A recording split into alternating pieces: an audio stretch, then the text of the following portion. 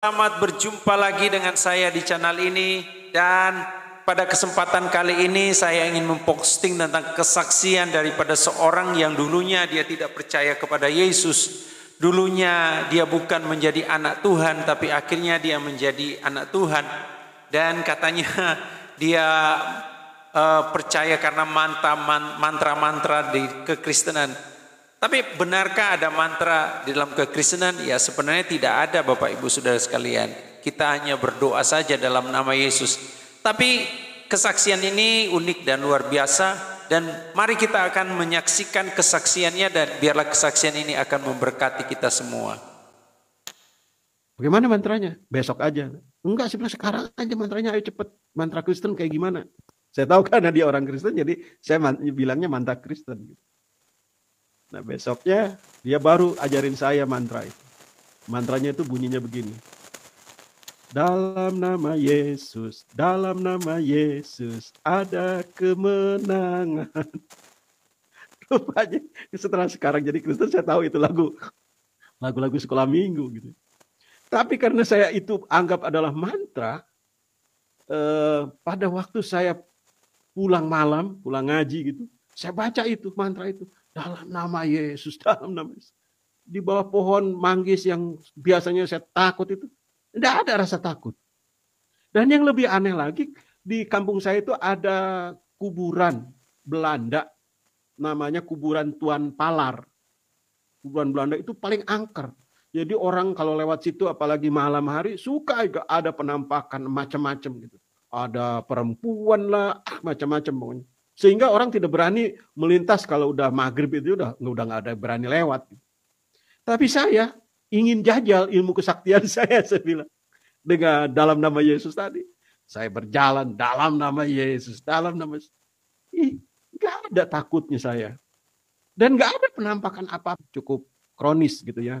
Karena pada waktu menjalankan ibadah itu saya sakit sekali mah. Gitu. Nah namun demikian karena itu adalah sebuah ibadah yang wajib. Artinya kalau saya lakukan mendapatkan pahala, tetapi kalau saya tidak melakukan berdosa. Karena itu wajib.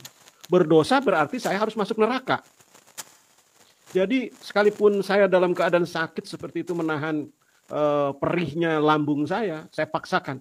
Karena bagi saya adalah lebih baik sakit di dunia ini daripada saya sakit seumur-umur di dalam api neraka. Nah, jadi saya takut sekali. Saya jalankan itu, ibadah itu dengan khusyuk, dengan penuh penderitaan karena mah tadi. Nah, pada saat menjalankan ibadah puasa itu, tiba-tiba saya menemukan sebuah buku kecil. Saya tidak tahu buku itu buku apa gitu. Tapi ketika saya buka-buka buku itu, gambarnya adalah gambar karikatur. Ternyata di dalamnya ada orang berambut gondrong. Nah, jadi ketika melihat orang berambut gondrong itu, saya antusias untuk melihatnya karena bagi saya tuh orang rambut gondrong itu sepertinya maco gitu ya. Sepertinya jantan sekali gitu. Tapi ketika saya perhatikan gambar itu, di bawahnya itu ada tulisan. Kurang lebih isinya tuh begini. Karena kasih karunia kamu diselamatkan oleh iman. Itu bukan hasil usahamu tetapi pemberian Allah. Nah, jadi setelah saya buka-buka berikutnya ternyata buku itu adalah buku Kristen. Wih, saya sangat marah sekali. Kalau ini adalah buku Kristen, itu sebabnya ketika saya akan melanjutkan buku halaman berikutnya, saya langsung robek.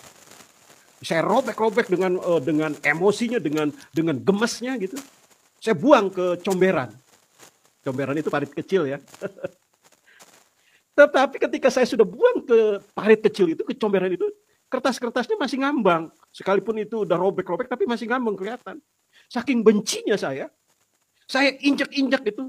Sampai sendal saya dengan celana saya terperosok ke dalam lumpur. Saya injak-injak itu semua sampai nggak kelihatan lagi. Jadi habislah ceritanya seperti itu. Jadi singkat cerita, setelah itu tahun berikutnya biasa saya menjalankan ibadah lagi karena setiap tahun kan saya dituntut 30 hari kurang lebih untuk menjalankan ibadah puasa itu. Tapi rupanya kali ini benar-benar semakin parah. Karena pada waktu saya menjalankan ibadah itu, mulai jam 11 pagi aja udah terasa tuh. Mahnya sakit, perih gitu. bukan mau makan tapi perih aja perutnya gitu. Kalau makan dan aus saya cukup kuat gitu karena terlatih sejak lebih kecil lagi saya sudah menjalankannya gitu. Tapi perihnya mah itu enggak ketulungan. Tetapi bagaimanapun saya ingat lagi bahwa ini adalah perintah yang harus saya lakukan, yang harus saya jalankan, kalau tidak masuk neraka. Jadi karena takut masuk neraka, daripada masuk neraka, saya bilang, saya paksakan itu dilakukan, dijalankan. Nah, menjelang maghrib, biasa, saya bersyukur bisa buka puasa, lalu saya minum air putih untuk buka puasa.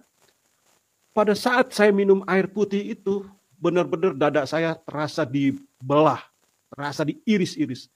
Perihnya bukan main, sakitnya luar biasa. Tapi karena maghrib itu adalah juga waktunya menjalankan ibadah lagi, sholat maghrib, saya lakukan ibadah sholat maghrib itu. Dengan rasa sakit, tetapi saya tetap menjalankannya dengan khusyuk. Namun apa yang terjadi?